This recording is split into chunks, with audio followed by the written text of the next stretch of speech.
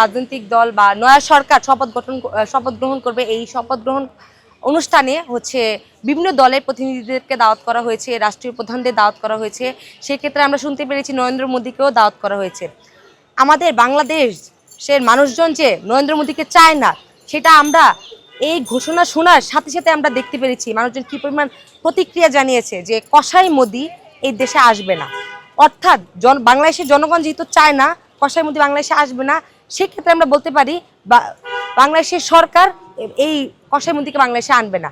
এখন কূটনৈতিক সম্পর্কে হয়তোবা ভারত থেকে একজন প্রতিনিধি আসতে পারে বাংলাদেশে, সেক্ষেত্রে আমরা তা মেনে নিব। যদি সেটা বাংলাদেশের পক্ষে হয়, দেশের ভালোর জন্য হয়, সেক্ষেত্রে আমরা সেই সিদ্ধান্তকে মেনে নিব। কিন্তু অবশ্যই যেই আসুক না কেন, সেটা যেন আমাদের বাংলাদেশের পক্ষের লোক হয়, বাংলাদেশের ভালোর জন্য হয়। এমন কোনো ব্যক্তিকে বাংলাদেশে আসবে চাই না যে নাকি বাংলাদেশে হত্যাযজ্ঞ চালিয়েছে, যার কারণে দীর্ঘ 17 বছর বাংলাদেশ পিছিয়ে পড়েছিল একটা ফেসিস্ট রেজিমের মাধ্যমে। দীর্ঘ 17 বছর পর আমরা একটা ইলেকশনের মুখোমুখি হলাম। যেহেতু জয়ী দল এবং পরাজিত দল, অর্থাৎ সরকারি দল এবং বিরোধী দল, দুই দলই এই ইলেকশনকে ফেয়ার ইলেকশন বলে মেনে নিয়েছে। তাই আমরা বলতে পারি এই ইলেকশনটা ফেয়ার ইলেকশন ছিল। এখন এক দলকে ভোট দেওয়ার কারণে আরেক দলের কর্মীরা হামলা করছে, এটা আমরা দেখছি। এমনকি বিএনপি তাদের বিদ্রোহী প্রার্থী যারা স্বতন্ত্র ইলেকশন করেছে তাদের বাসায় হামলা করছে। এটা খুবই নেক্কারজনক ঘটনা।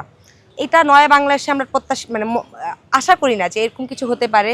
এটার কঠোর প্রতিবাদ জানাই এবং আমি মনে করি যে জনাব তারেক রহমান তার পিতা শহীদ প্রেসিডেন্ট জিয়াউর রহমানের ধারাবাহিকতা মেনে চলবেন, আপসহীন নেত্রী বেগম খালেদা জিয়ার ধারাবাহিকতা মেনে চলবেন। সেই ধারাবাহিকতা মেনে চলে তাদের দলের তৃণমূলকে নিয়ে কন্ট্রোল করবে, অতি শীঘ্রই তাদেরকে কন্ট্রোল করবে।